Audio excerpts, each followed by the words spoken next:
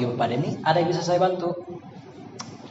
Baik Bapak Denny, tolong beritahu Bapak Deden bahwa Bapak Deden bisa melakukan pembayaran tanpa ke kantor. Bapak Deden dapat melakukan transaksi melalui mobile banking atau internet banking. Ya. Dan beritahu Bapak Deden bahwa Bapak Deden bisa memberikan bukti transaksinya. Dan ada request juga dari Bapak Deden bahwa Bapak Deden ingin barangnya datang kurang dari 1 hari. Maka dari itu kita kirimkan melalui drone. Baik Bapak Denny. Ya, terima kasih Bapak Denny. Mungkin kita sering mendengar istilah tentang AI, Artificial Intelligence, drone, robot, Internet of Things, Big Data, dan sebagainya. Itulah yang dinamakan Society 5.0. Apa itu Society 5.0? Perkenalkan, nama saya Dedi Tegar Wicaksono. Saya dari Politeknik Komputer Niaga LPKIA Bandung. Izinkan saya menjelaskan apa itu Society 5.0 dan bagaimana cara mengembangkan tenaga administrasi yang terampil, kompeten, dan profesional guna menghadapi Society 5.0 di era new normal. Society 5.0 pertama kali digagaskan oleh negara Jepang.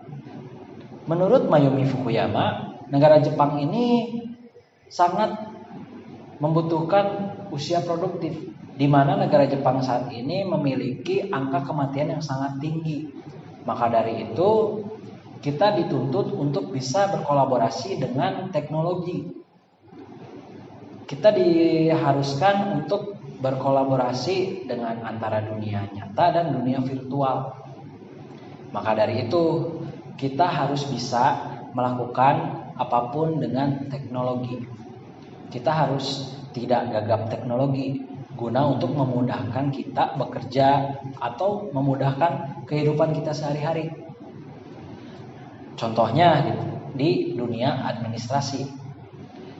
Untuk menjadi tenaga administrasi yang terampil, kompeten, dan profesional untuk menghadapi Society 5.0 ini, kita harus memiliki yang namanya hard skill dan soft skill. Di mana hard skill ini adalah sesuatu yang bisa kita dapatkan jika kita belajar dan berlatih. Contohnya seperti kita harus bisa mengetik cepat, akunting, desain web, dan memprogramkan aplikasi-aplikasi digital. Contohnya yaitu aplikasi Microsoft Office. Dan tidak lupa kita juga memerlukan soft skill. Contohnya soft skill itu ada yang namanya attitude. Ada yang namanya bisa beradaptasi dengan baik, bisa bekerja sama dengan orang lain, mempunyai jiwa leadership, dan bisa bertanggung jawab. Dan soft skill itu harus dimiliki kita sebagai tenaga administrasi. Karena di dunia sekarang, di Society 5.0, hampir semua perusahaan di luar negeri maupun di dalam negeri masih menginginkan tenaga administrasi yang soft skill-nya bagus. Tentunya attitude-nya harus bagus juga. Dan jika kita lihat di era new normal ini, kita dipaksa untuk bisa menggunakan teknologi. Contohnya seperti sekolah atau kuliah, kita harus menggunakan aplikasi digital. Karena di era new normal ini ada yang namanya pandemi COVID, di mana pandemi COVID ini kita dipaksa untuk tidak bertatap muka. Maka dari itu kita harus bisa menggunakan teknologi. Kita harus beradaptasi dengan teknologi yang seiring zamannya itu berubah dan berubah. Kita harus bisa beradaptasi. Dan pertanyaannya adalah, apakah kita bisa bertahan di Society 5.0 sebagai tenaga administrasi?